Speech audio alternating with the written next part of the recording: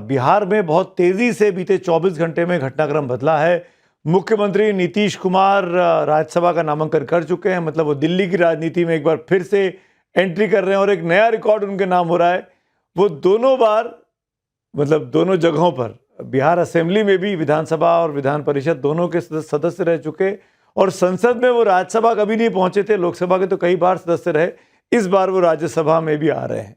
तो एक अनोखा रिकॉर्ड नीतीश कुमार ने अपने नाम रख लिया है। इस फैसले के मायने क्या है? बिहार क्यों पटना से निकलकर दिल्ली पहुंच रहे हैं नीतीश कुमार, और क्यों दिल्ली की भारतीय जनता पार्टी बिहार में जाना चाह रही है? वहां पे उसका क्या विजन होगा आगे के लिए? इन तमाम मुद्दों पर बात करते हैं। मेरे साथ केसी त्यागी जी जुड़ रहे हैं, जो कि नीतीश कुमार साहब के मेरे ख्याल से सबसे पुराने करीबियों में से एक, सहयोगियों में से एक रहे हैं। बहुत बहुत स्वागत है सर आपका टाइम्स नाउ नव भारत पर। त्यागी जी पूर्व सांसद हैं, त्यागी जी यूथ विंग से लेकर अभी तक नीतीश कुमार के करीबी के तौर पर उनको देखा जाता है। केसी सर, ये बताइए सबसे पहले तो कितना आश्चर्य हुआ आपको जब ये खबर आपके कानों में पड़ी आज से 24 घंटे पहले, होली के मौसम में, होली के दिन पे, कि नीतीश कुमार दिल्ली की राजनीति में आ रहे हैं? आपको आश्चर्य हुआ था?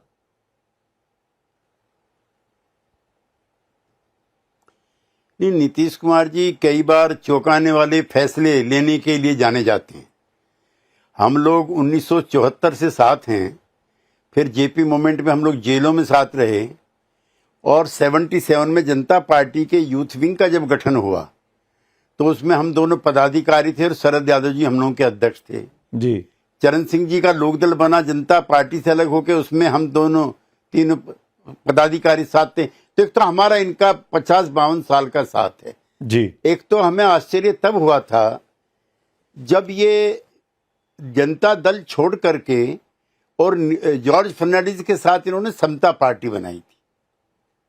चूंकि लालू प्रसाद यादव को मुख्यमंत्री बनवाने में शरद यादव और नीतीश कुमार की सबसे महती भूमिका थी जी।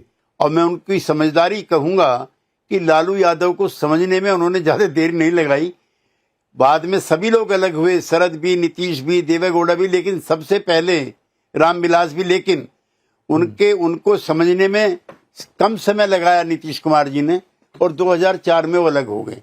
उस समय का घटनाक्रम मैं जरूर सुमित जी बताऊंगा जी। 5 या 6 एमएलए जीते थे समता पार्टी के। लेकिन तभी फिर अटल जी की सरकार बनी 96 में 13 दिन के लिए, तो समता पार्टी ने भी महसूस किया और बीजेपी ने भी अकेले कोई काम नहीं कर सकता है। तो तब एनडीए पहली बार बनता है जिसमें अटल जी अध्यक्ष बनते हैं, जॉर्ज फर्नांडिस उसके कन्वीनर बनते हैं, और बिहार में नीतीश जी की महती भूमिका होती है। पहली बार वो 2000 में बनते हैं मुख्यमंत्री, कुछ क्षण के लिए, कुछ देर के लिए। फिर 2004 में एक घटनाक्रम में जरूर बताना चाहता हूं इस ऐतिहासिक मौके पर जी। जॉर्ज 2004 में रामविलास जी ने नारा दिया था कि मुस्लिम मुख्यमंत्री बनना चाहिए। उनके 28 एमएलए आ जाते हैं। ना हमारा बहुमत है एनडीए का और ना लालू जी का बहुमत है, उनकी महती भूमिका हो जाती है और उनके एमएलए कुछ बगावत करना चाहते हैं।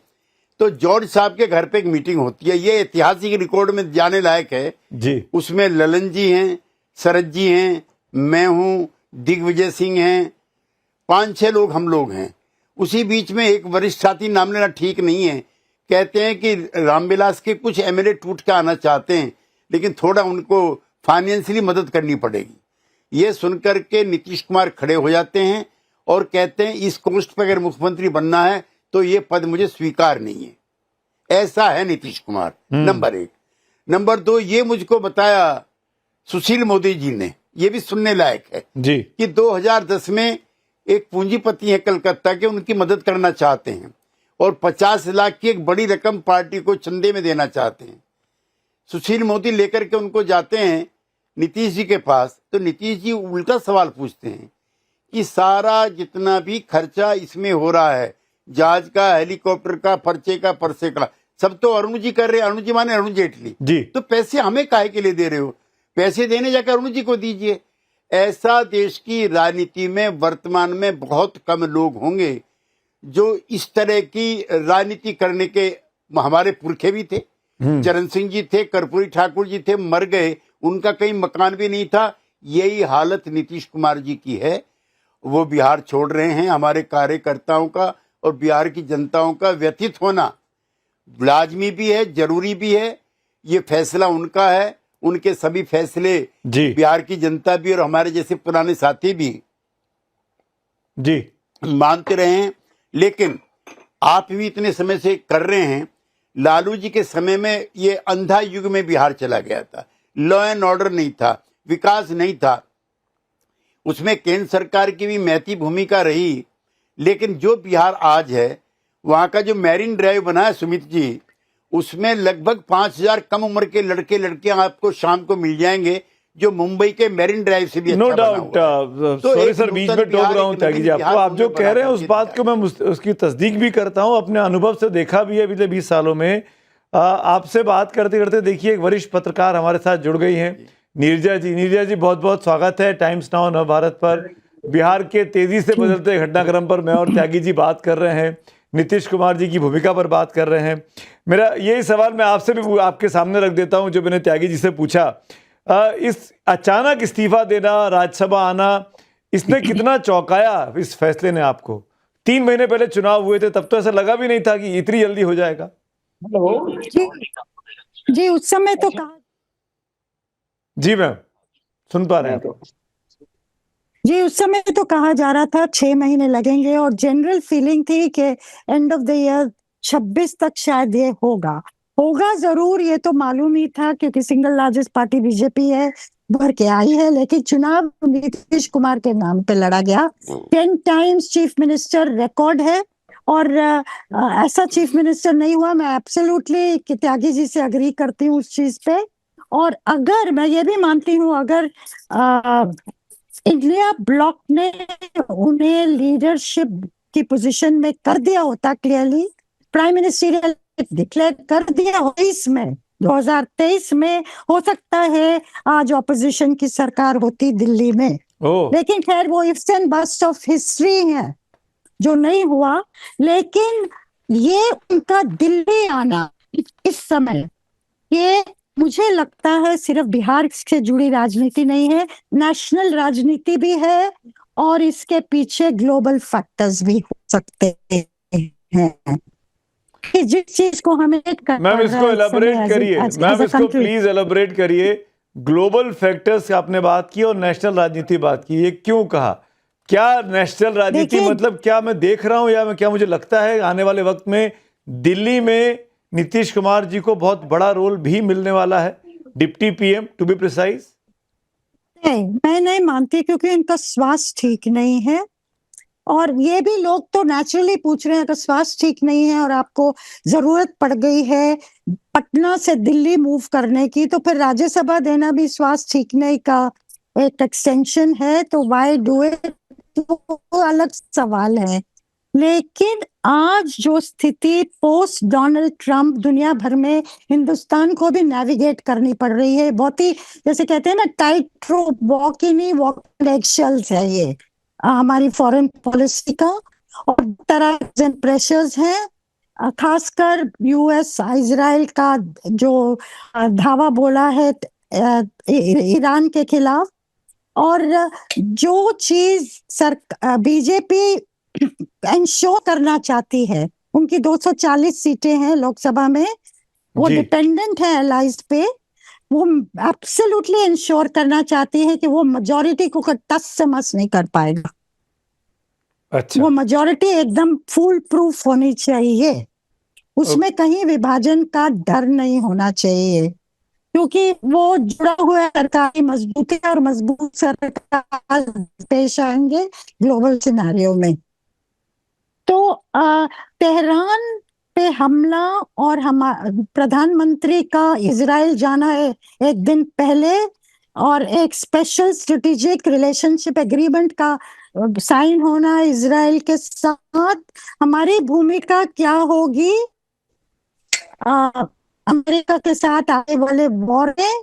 और तेहरान जो हुआ है आक्रमण जो हो रहे हैं, उसका हमारी पॉपुलेशन, शिया सब पॉपुलेशन पे क्या फर्क है different parts of India, Muslim population पड़ेगा, क्या इम्पैक्ट होगा है, पर कितनी देर चलेगा। और वो पार्टी जो कि माइनॉरिटी सपोर्ट पे डिपेंड करती है, उनमें जनता दल यू भी है, जनता दल यू है, नीतीश कुमार की पार्टी, और चंद्रबाबू नायडू की भी पार्टी है। ये सारी चीजें कैसे पैन आउट करेंगी अगले दिनों, मुझे मैम लगता है शायद इसका असर हुआ है टाइम टेबल को एडवांस करना। ठीक है नीतीश मैम, कुमार मैं आपसे रिक्वेस्ट कर दिल्ली रहा हूँ, और आपके पटना सिग्नल में थोड़े से बीजेपी वीक आ रहे हैं। मजबूती से अभी आपसे मैं बात कर रहा हूँ, फ्रीज हो रहा है, पहली चीज तो ये। लेकिन आपने जो बात की वो मैंने पूरी सुनी, त्यागी जी ने भी सुनी, और वहीं से बातचीत को आगे बढ़ाता हूँ। एक महत्वपूर्ण रोल है बीजेपी और जेडीयू की दोस्ती में नीतीश कुमार के होने का। नीतीश कुमार का होना यानी बड़ी संख्या में बिहार जैसे राज्य में, Tyagi ji correct me if I am wrong, मुसलमान जो वोटर है वो उनके पास एक ऑप्शन रहता है इस गठबंधन के साथ जाने का। तो जो नीरजा जी इशारा कर रही हैं वो कितना बड़ी भूमिका में आने वाले वक्त में एनडीए को मजबूत करेगा नीतीश कुमार की दिल्ली की राजनीति में कदम रखने को? त्यागी जी। कि नीरजा जी ने एक तो महत्वपूर्ण बात जो कही है जी वो इंडिया गठबंधन से कैसे नीतीश कुमार अलग हुए ये भी जानना दर्शकों को और आपके पाठकों को सबको जरूरी है। जी मैं उस घटनाक्रम का हिस्सा रहा हूं जब देवीलाल जी की जयंती पर नीतीश कुमार जी, लालू प्रसाद जी के बेटे तेजस्वी यादव और मैं तीनों हिसार जाते हैं।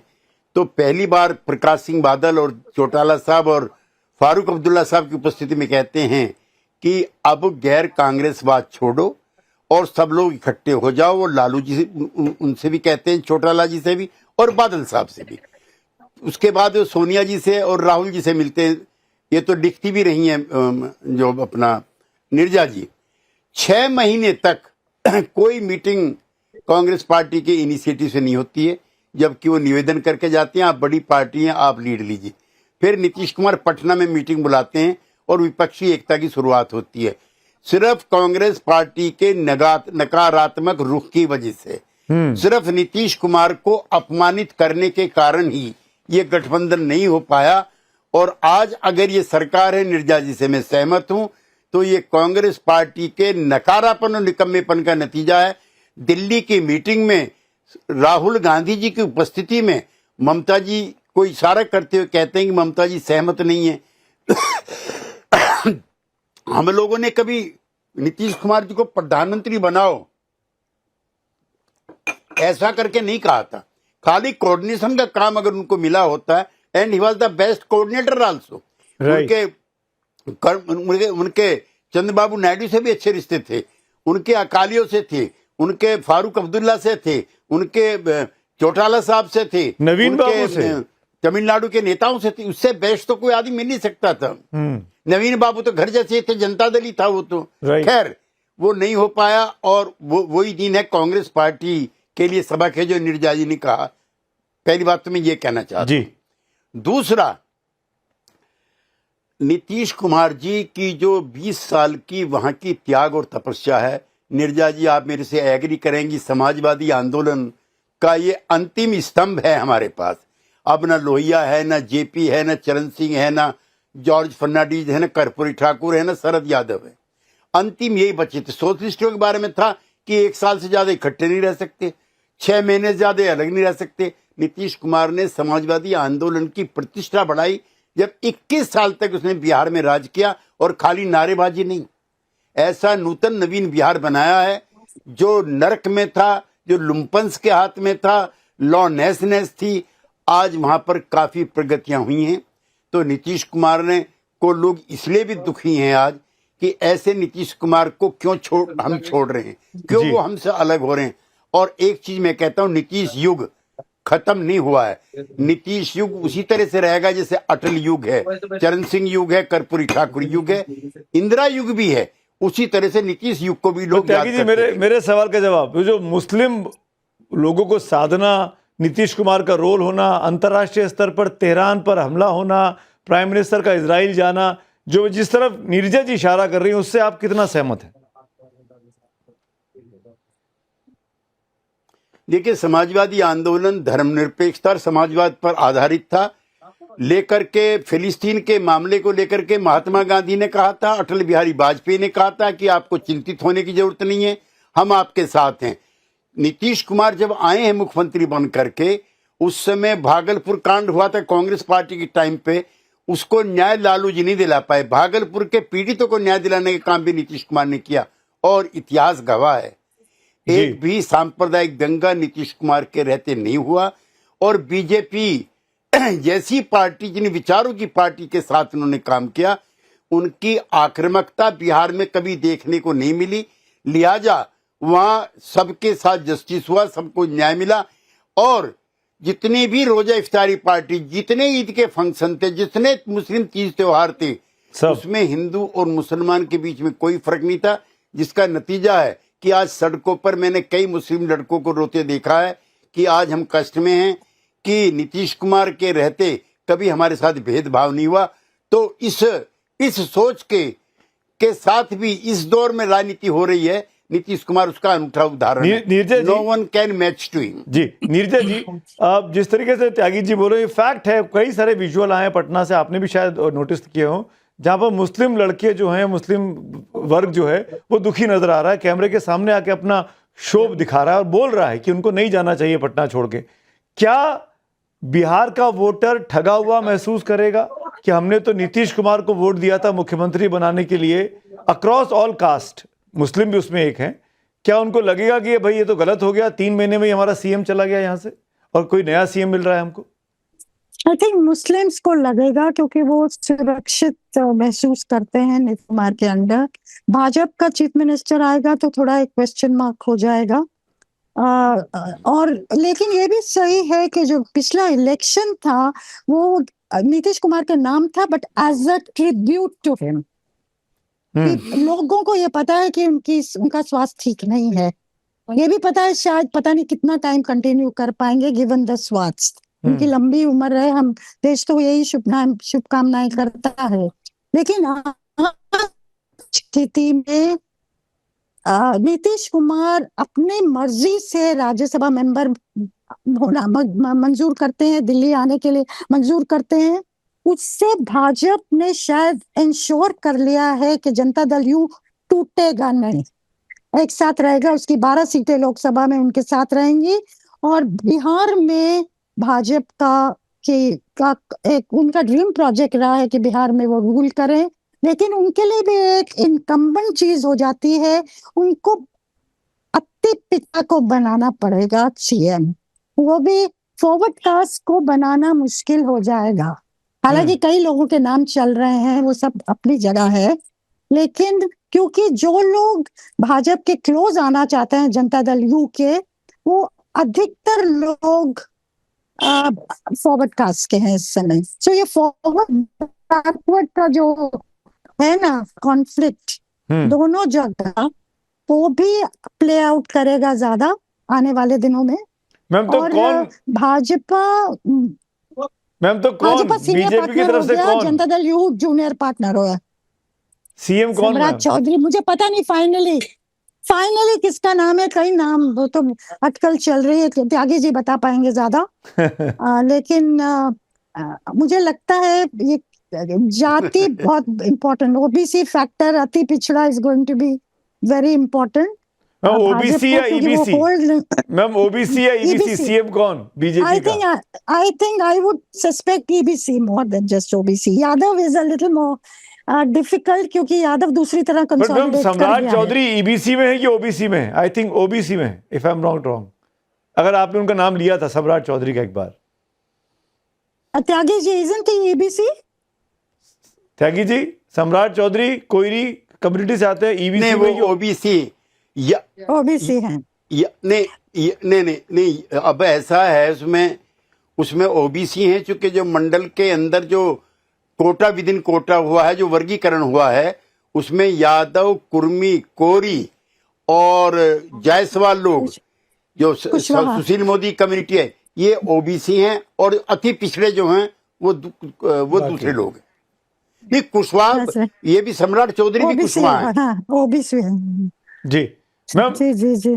खैर मोटा और सुमित जी त्यागी जी, त्यागी जी बोलिए। सुमित जी, बिहार वो जगह है जहां पे नरेंद्र मोदी जी जब जाते हैं पटना में भाषण देने और आरा में, तो उनके भाषण की 2 लाइन सुनाता हूं कि भाइयों बहनों, अब ये एक या 2 बिरादरी की पार्टी नहीं है, अब ये पिछड़ों की है, अति पिछड़ों की है, ये दलितों की है, महादलितों की है, और मैं भी इसी वर्ग से आता हूं। ये class transformation of Indian politics Bihar में ही संभव है जी। ऐसा मोदी जी का भाषण आप देश के किसी हिस्से में नहीं सुनेंगे। इसलिए उसको चलाना डिफिकल्ट भी है। और जो नीतीश जी ने काम किया सुमित जी, कास्ट एरोगेंस हो गई थी, जातियों के गठबंधन और ग्रुप बन गए थे लालू जी के समय में। ये अकेला नेता है जिसने पिछड़ों को इकट्ठा किया और अगड़ों को नाराज नहीं किया।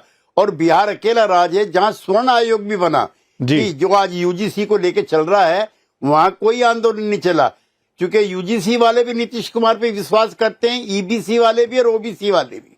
तो अब त्यागी जी, अद्भुत है वहां पर बिहार में। त्यागी जी, बीजेपी के लिए बिहार इतना इंपॉर्टेंट क्यों है? बीजेपी क्यों ये रिकॉर्ड अपने नाम करने के लिए इतनी आतुर है कि चुनाव के 3 महीने के भीतर ही मुख्यमंत्री को बदलने का कदम उठा ले रही है?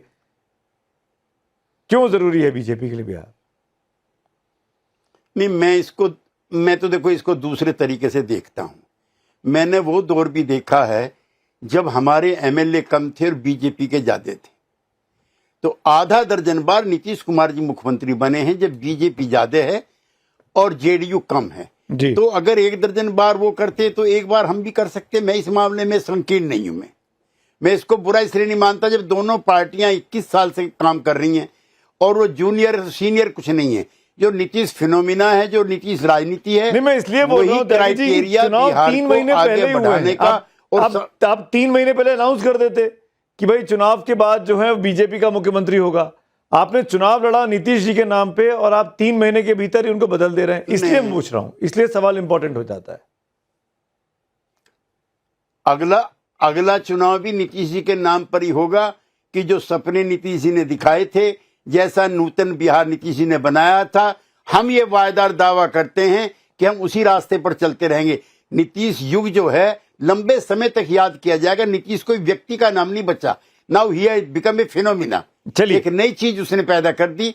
लिहाजा नीतीश के नाम पे पिछला चुनाव भी हुआ और अगला भी होगा। मैं 2-3 मुद्दे और है, उस पर आपके रिएक्शन चाहूंगा। एक बड़ी चर्चा चल रही है त्यागी जी, सीमांचल को के कुछ जिले और बंगाल के कुछ जिले मिला के एक अलग यूनियन टेरिटरी बनाने की बात, और ये बीते 10-15 दिनों से काफी चर्चा है इस देश के अंदर। बंगाल का चुनाव सर पे है। क्या ये लग रहा है कि इस तरह की कोशिश के लिए भी ये जरूरी है कि पटना में अपना मुख्यमंत्री होना चाहिए?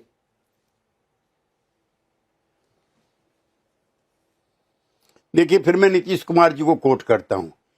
यूजीसी पर नीतीश कुमार के, यूजीसी पर, हाँ, यूनिफॉर्म सिविल कोड पर, यूसीसी पर नीतीश कुमार के राय जानी जाती है। तो हम सब लोग बैठ करके एक प्रारूप तैयार करते हैं जिसमें नीतीश कुमार जी की तरफ से चिट्ठी जाती है कि ऐसे सब नाजुक सवालों पर सबको कॉन्फिडेंस में लेना चाहिए, सभी स्टेक होल्डर से बात करनी चाहिए, सभी चीफ मिनिस्टर से बात करनी चाहिए, सभी राजनीतिक दलों से बात करनी चाहिए।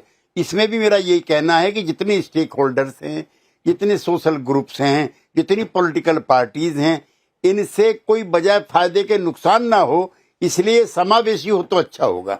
जी, तो आपको लग रहा है कि बीजेपी के लिए इसलिए भी बिहार जरूरी है कि हम सीमांचल में अपनी रणनीति के हिसाब से चीजों को जमीन पे उतार सकें? भाई, सीमांचल तो वो भी है जहां एमजे अकबर जीता है, कांग्रेस का उम्मीदवार, और जहां शाहनवाज बीजेपी का उम्मीदवार जी लालू यादव के उम्मीदवार को बना करके जीता। तो सीमांचल भी ऐसा नहीं है। वहां पर भी जो मुस्लिम्स की अति पिछड़ी जातियां हैं, जिन्हें पसमानदा आप बोलते हो, और हिंदू समाज के सारे पिछड़े लोग इकट्ठे मिलकर शाहनवाज को जिताते हैं, which is a unique phenomena. नहीं, पर शाहनवाज को हराया भी है। जैसे संगठन में चले गए हैं जी, शाहनवाज वहां से चुनाव हारे भी हैं, और ये भी फैक्ट है, जिताया भी है। मैं इसलिए बोल रहा हूं कि वहां पर फेंसिंग एक बड़ा मुद्दा है, और ये इल्जाम लगता रहा कि जो वहां की सरकारें हैं वो कभी फेंसिंग नहीं कराती, नहीं, इसीलिए घुसपैठिए आते रहे वहां से, बांग्लादेशी मुसलमान, जिनको घुसपैठिए कहती है बीजेपी। बंगाल का चुनाव सर पे है, इसलिए मैं आपसे पूछ रहा हूं।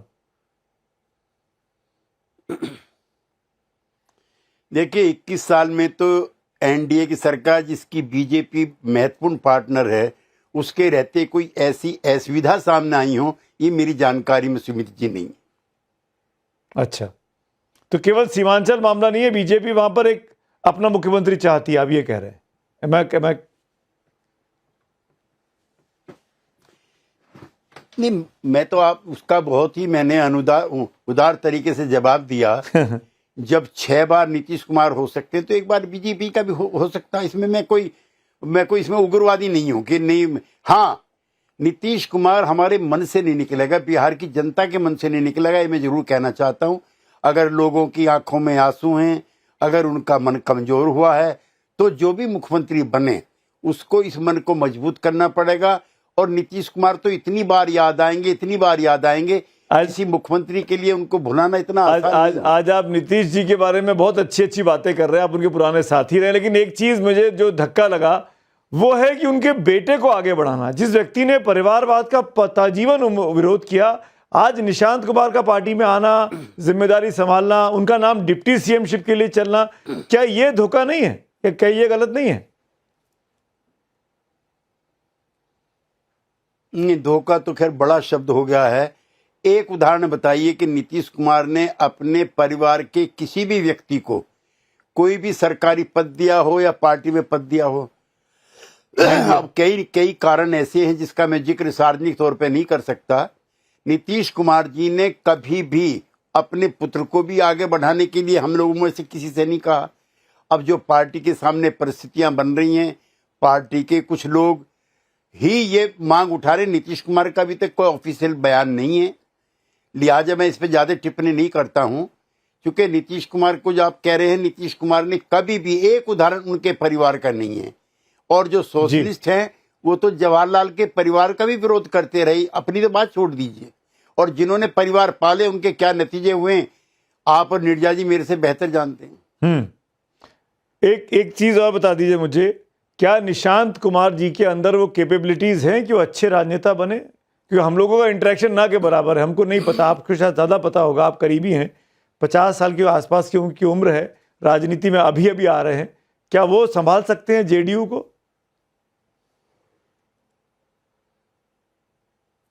देखिए, जेडीयू को पॉलिटिकल पार्टी नहीं है। मैं चूंकि एक थोड़ा सोशलिस्ट वर्कर भी हूं, इसलिए आपसे कहना चाहता हूं, ये एक परंपरा है जिसमें equal opportunities to all, secularism और जो सोसाइटी के मार्जिनलाइज सेक्शन है उनको आगे बढ़ाना, ये एक पॉलिटिकल फिलोसफी थी। ये लोहिया की थी, जेपी की थी, चरण सिंह की थी, कर्पूरी ठाकुर की थी, और इसी को आगे नीतीश कुमार बढ़ाते रहे। तो व्यक्ति से ज्यादा कई बार, अब जैसे ये बीजेपी के बारे में भी है, अटल जी नहीं है, अडवाणी जी उस तरह से नहीं है, लेकिन पार्टी तो चली रही है।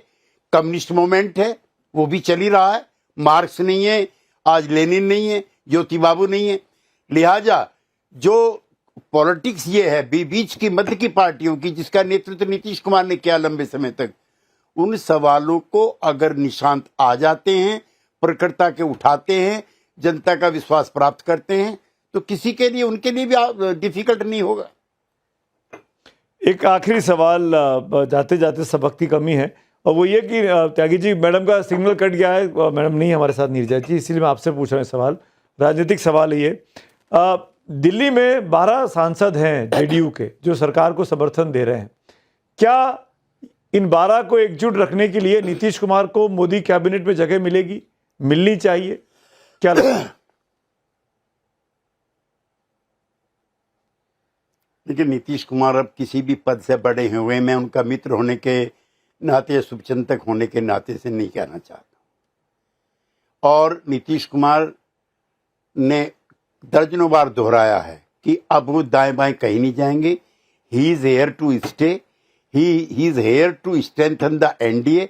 ये मैं आपको बहुत दावे के साथ उनके मन की बात आपके कैमरे पे कहना चाहता हूं। तो अगर वो डिप्टी पीएम बन गए तो स्ट्रेंथन ही तो होगा एनडीए, कमजोर थोड़ी होगा।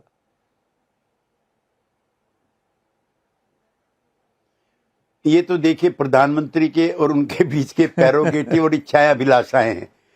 मैं तो एक उनका शुभचिंतक होने के नाते जितना उनको जानता हूं, और मैं ये भी जानता हूं 2014 में जब वो चुनाव हार जाते हैं और खाली 2 सीट आती है हमारी, तो नीतीश जी का फोन आता है मुझको भी और 2-3 और साथियों को भी कि हम आपको सूचित करना चाहते हैं, आभाहीन, वर्ड सुन लीजिए, आभाहीन होकर के मुख्यमंत्री पद पर हम नहीं रहना चाहते, हम इस्तीफा दे रहे हैं, आप नया आदमी चुनवाने में हमारी मदद करो। अकेला मुख्यमंत्री है देश के अंदर, नवीन बाबू भी हारते हैं और जितने भी छत्रप हैं सब हारते हैं, एक छत्रप है नीतीश कुमार जो मोदी के युग के दौरान अपने मुख्यमंत्री पद से इस्तीफा देता। नहीं, नो डाउट, बिरले मिलेंगे भाई। एक चीज का मेरे आप विश्वास कीजिए, Nitish is different, Nitish is different, Nitish ji के ऊपर और हमारे आंदोलन। जी अब आप बोलिए, कंप्लीट करिए आप, फिर मैं बोलता हूं। नहीं, मैं ये कंप्लीट कर रहा हूं कि मैं मतलब थोड़ा इमोशनल भी हूं। हमारी सारी परंपराएं कमजोर पड़ गई, खराब पड़ गई, हमारे बारे में खराब चीजें प्रचारित होगी कि समाजवादी 6 महीने अलग नहीं रह सकते, फिर 6 महीने साथ नहीं रह सकते। नीतीश कुमार ने इन सारी परंपराओं को भी विराम दे करके समाजवादी आंदोलन को भी रेस्पेक्टेबिलिटी और क्रेडिबिलिटी प्रदान की थी, और मैं चाहता हूं उनकी लंबी उम्र हो और जो फिनोमिना नीतीश है वो लंबे समय तक चलता रहे। नो डाउट, आपकी इन बातों को कोई काट ही नहीं सकता। नीतीश जी का पॉलिटिकल करियर बहुत ही साफ सुथरा, बहुत ही क्लीन, बहुत ही ऐसा रहा जिसके बारे में कई दिनों तक बातें की जाएंगी। इतिहास के वो एक बहुत बड़ा अहम हिस्सा बन गए हैं राजनीतिक इतिहास के। लेकिन सर, बीते दिनों में विधानसभा में उनकी कुछ उनकी बॉडी लैंग्वेज कह लीजिए, उनके स्ट्रक्चर्स कह लीजिए, उनके हरकतें कह लीजिए, वो थोड़ी ऑब्जेक्शनेबल रही हैं। किसी को कुछ बोल देना, किसी को कुछ कर देना। आपको इस बात की चिंता तो नहीं होती है कि ये दिल्ली में भी अब राज्यसभा में होगा और उसको कंट्रोल करने की आवश्यकता है? देखिए उम्र जो है, एज जो है, वो सबसे बड़ी बीमारी होती है। और मेयर नीतीश जी दोनों 75 प्लस हो चुके हैं और कई तरह के रोग उम्र की वजह से होते हैं, उस पर मैं कोई टिप्पणी नहीं करना चाहता। लेकिन सार्वजनिक जीवन में उसके जैसा लोक लाज बरतने वाला, उसके जैसा संकोची दूसरा नेता मुझे देखना भी बाकी है। चलिए त्यागी जी, मैं समझ सकता हूं ये सवाल थोड़ा सा मुश्किल डालने वाला है, लेकिन खैर हम उम्मीद करते हैं स्वस्थ रहेंगे, अच्छे से रहेंगे और दिल्ली में भी वो नए कीर्तिमान बनाएंगे दिल्ली की राजनीति में जब वो आने वाले हैं। तो बहुत बहुत धन्यवाद केसी त्यागी साहब हमसे बात करने के लिए, शुक्रिया, थैंक यू।